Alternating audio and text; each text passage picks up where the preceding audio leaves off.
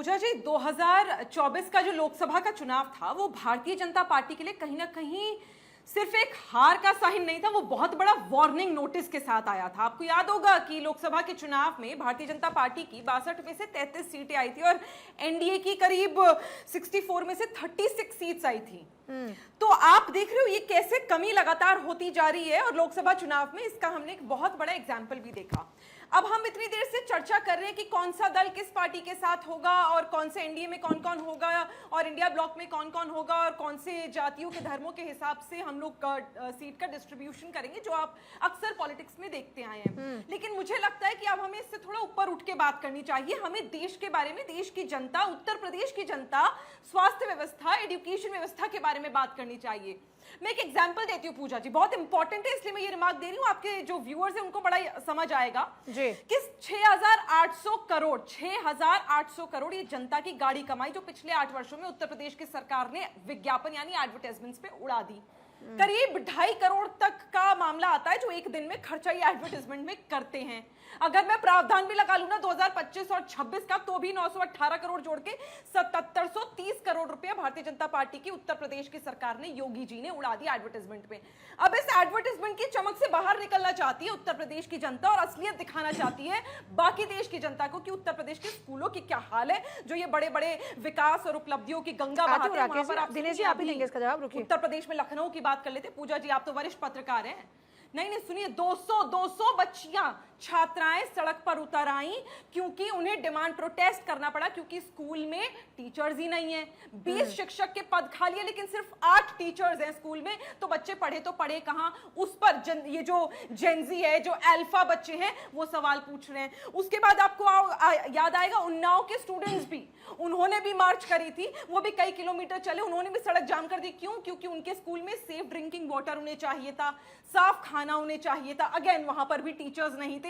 उस पर जो आज की स्टूडेंट्स हैं और जो पेरेंट्स हैं, जो कल चुनाव में मतदान देंगे, वो उस बात पर करेंगे इनके दल बदलने की, कौन कितने लेकर आ रहा है। उत्तर प्रदेश में बीजेपी की सरकार ने क्या क्या कह दिया, बड़ी बड़ी बातों पे नहीं करेंगे। आपको याद होगा चंदूपुर, हमीरपुर, उत्तर प्रदेश में 4 किलोमीटर स्टूडेंट्स मार्च करते हैं कलेक्ट्रेट के ऑफिस तक। क्यों पता है आपको? कलेक्टर के ऑफिस तक, क्योंकि सड़कें जो घर से लेकर स्कूल तक थी ना, उसमें इतनी कीचड़ भरी हुई थी कि बच्चे स्कूल नहीं जा पा रहे थे और इसलिए उन्हें सड़क पर उतरकर अपनी आवाज उठानी पड़ी।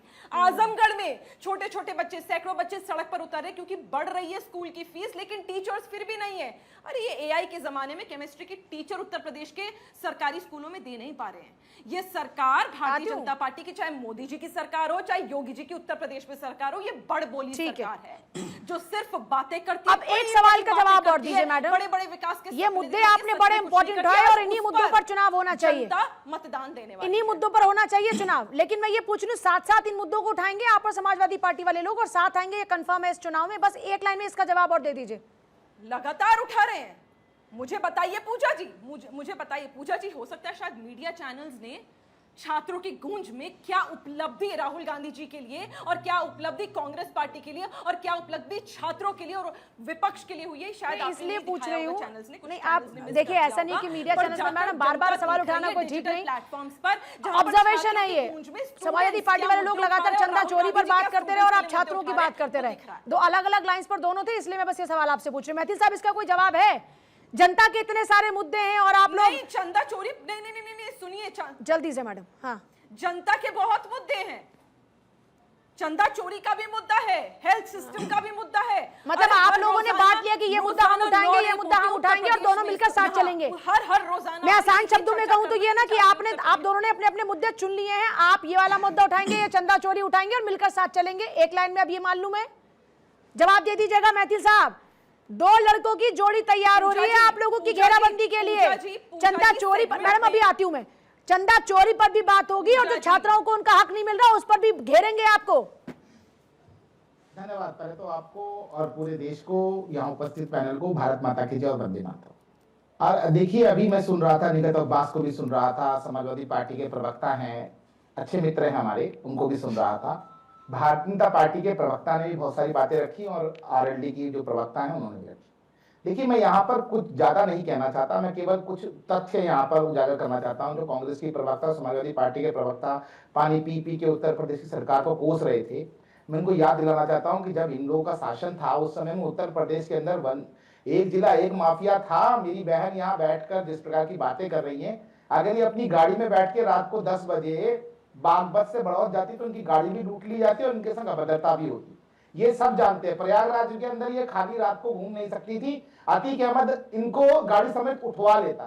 तो ये जो कुछ ऐसी चीजें हैं जो उत्तर प्रदेश के अंदर डेवलप हुआ है, चीजें बदली आ हैं, रही हूँ सर, एक सेकंड। ये अपने आप में बहुत महत्वपूर्ण है। दूसरी चीज, उत्तर प्रदेश भारत का ही नहीं एशिया का सबसे ज्यादा राष्ट्रीय राजमार्ग एक्सप्रेसवे वाला राज्य बना है। उत्तर प्रदेश के अंदर जिस अरे प्रकार सर, इस से सबको बताने के लिए प्रचार भी और घोषणाओं का बहुत सारा दौर चलेगा, साथ ही साथ रैलियां, जन संबोधन भी होगा, उसमें ये सब बता देंगे कि क्या क्या काम कर दिया। मैं पूछ रही हूँ, घेराबंदी की तैयारी जबरदस्त कर ली है, 2 लड़कों की जोड़ी फिर से आ रही है, तैयार है? देखिए पहले बुआ बबुआ आए थे, फिर 2 लड़कों की जोड़ी आई थी, आज फिर आ जाए। वो पुराने चले हुए कारतूस है, जो पुराने चले हुए कारतूस। अरे आप जिनको कारतूस कह रहे हैं, पिछली बार आप जान रहे हैं कि बड़ी टफ फाइट कर दी थी आपके लिए, नकार नहीं सकते।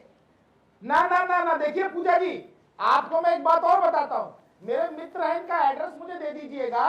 बहुत सारी महिलाएं मुझसे कह रही थी वो ठकाठक फटाफट छटाछट वाले जो सर्टिफिकेट बांटे थे ना, 8-8 हजार 10-10 20-20 हजार वाले गारंटी कार्ड, वो गारंटी कार्ड जो लेके दिनेश जी एक सेकंड कि लाओ ना भैया, वो राघवेंद्र जी और गारंटी बस्ती कार्ड में जहां जहां आप जीते हो वो गारंटी कार्ड वाले पैसे तो हमको वापस कर दो।